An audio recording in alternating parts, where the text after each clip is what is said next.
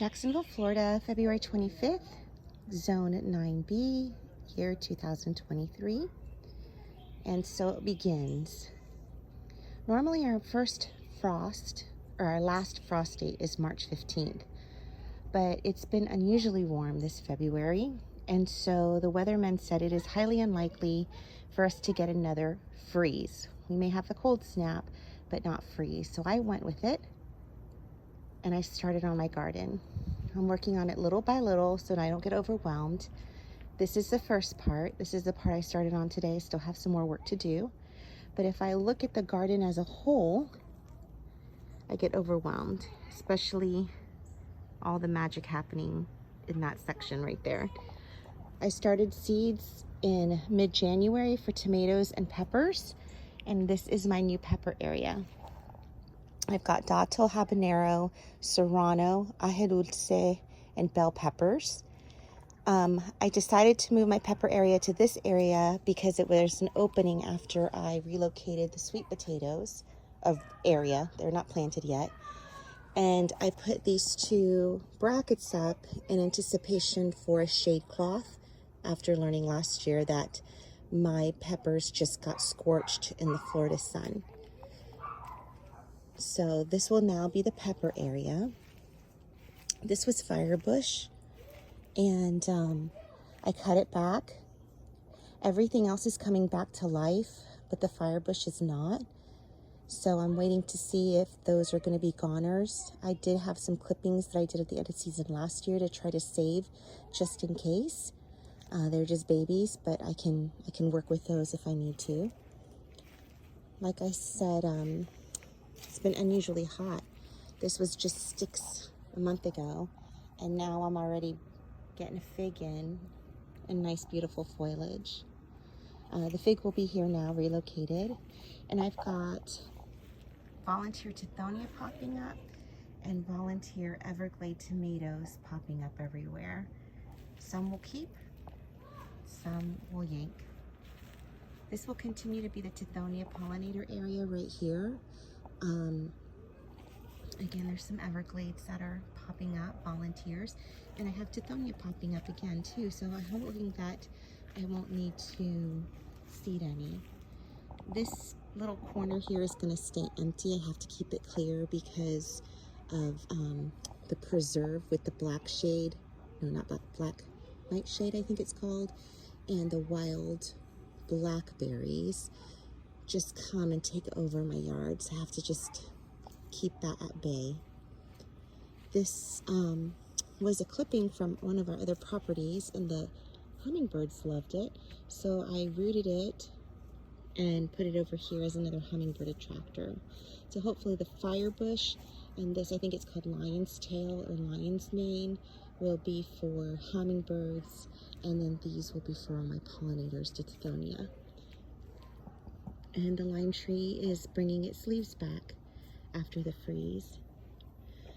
My blueberry circle that I had been talking about for months and months extending is finally extended. And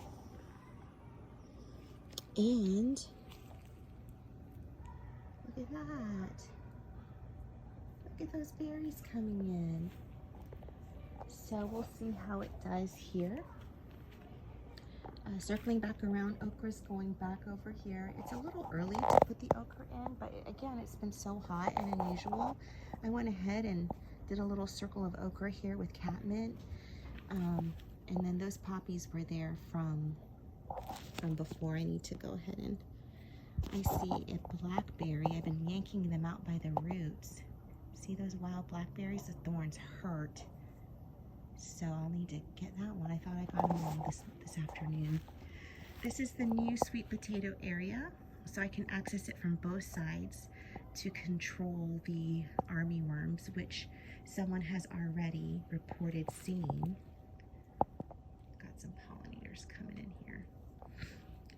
In Jacksonville, they're already here. Again, it's a little early start. Oh, look at that. Another blackberry vine. I mean, the roots have just come all the way up through here. That's why I'm glad that I'm in bags.